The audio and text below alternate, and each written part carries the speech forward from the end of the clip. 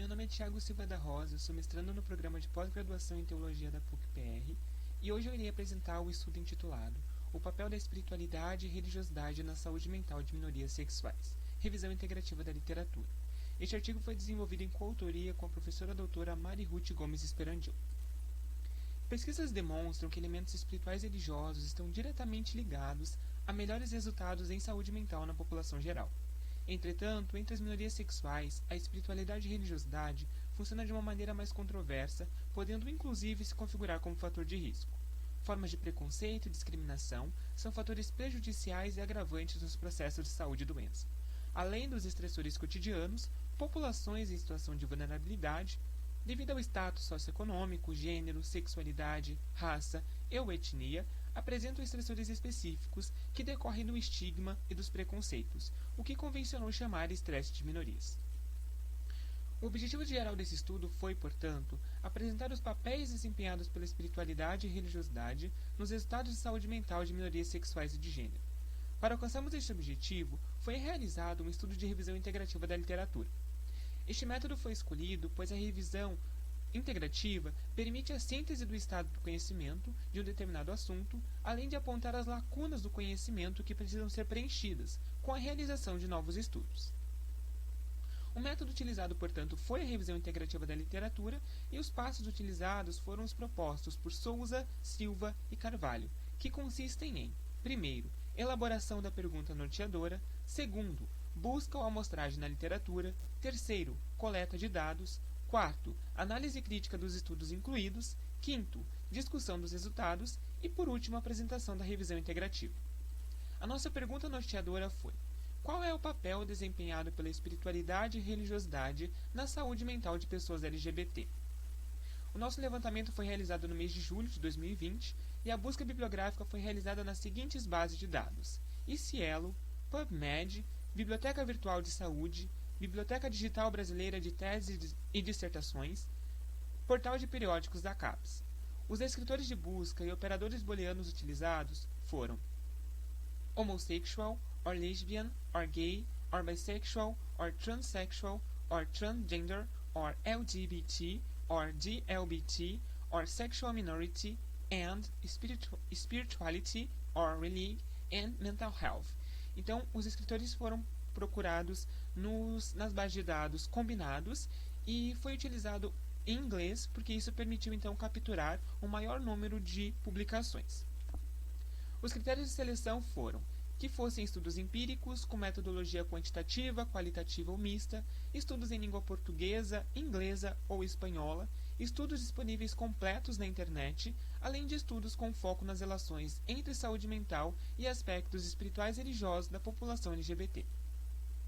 Aqui está então o fluxograma de como essa pesquisa ela foi realizada. Então, uma primeira busca nessas bases de dados foram encontrados 228 estudos. No processo de triagem, 188 estudos foram excluídos pelo fato de lermos então os títulos e os resumos e não encontrarmos ali elementos que atendiam então a nossa pergunta de pesquisa. E também foram excluídos aqueles estudos que estavam em duplicidade.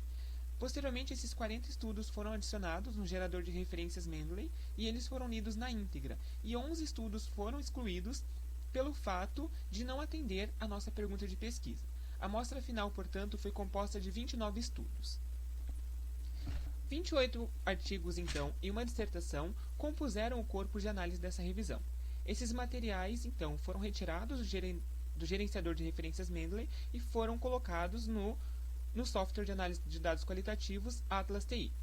Então aqui está um modelo da nossa planilha que foi colocada no Excel e foram retirados ali então os dados quantitativos desses estudos, que foram os títulos, a autoria, o tipo de estudo, ano local, a área, a idade, religiões abordadas, o N de participantes, dentre outros aspectos que foram levantados.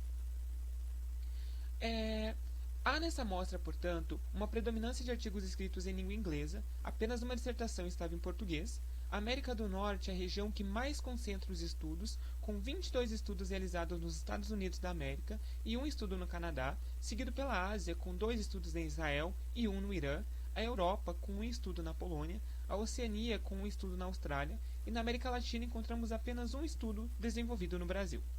Percebe-se um interesse maior por essa temática por parte de cursos da área da saúde, principalmente a medicina e a psicologia, e nessa amostra foi capturado apenas um estudo da área das humanidades.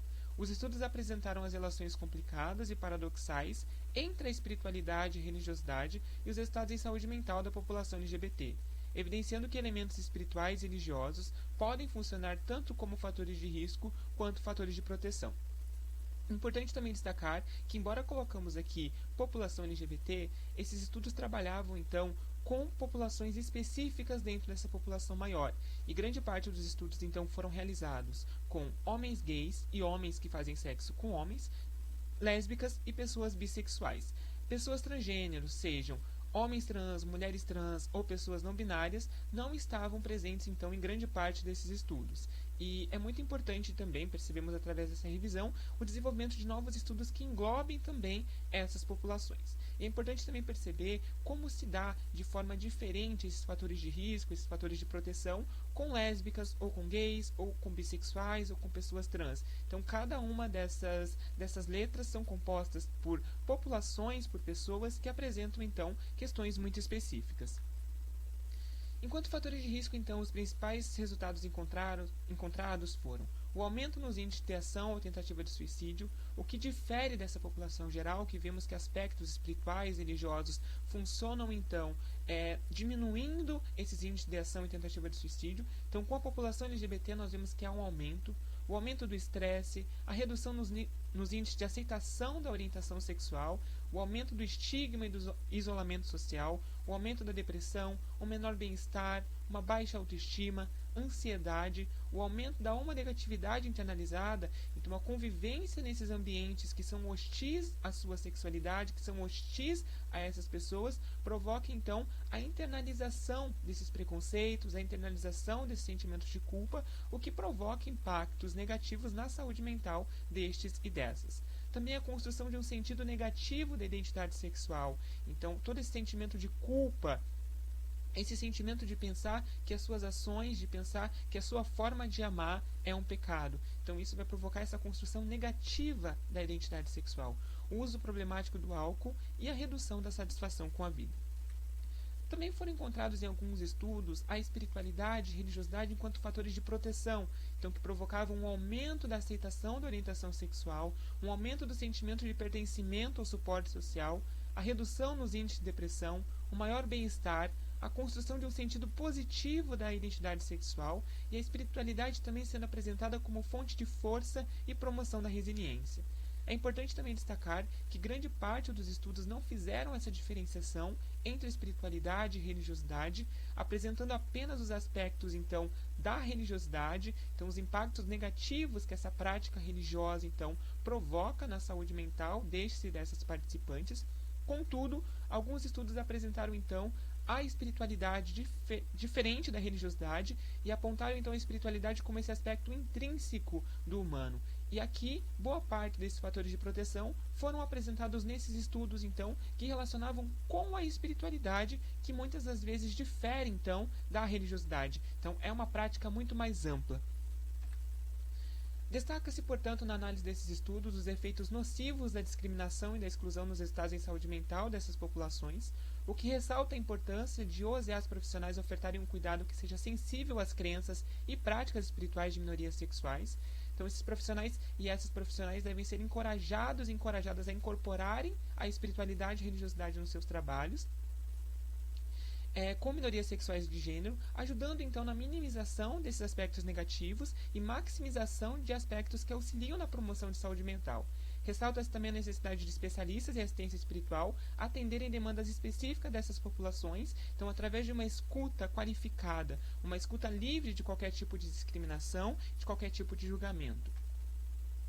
Aqui estão então algumas referências que foram utilizadas no nosso estudo e muito obrigada.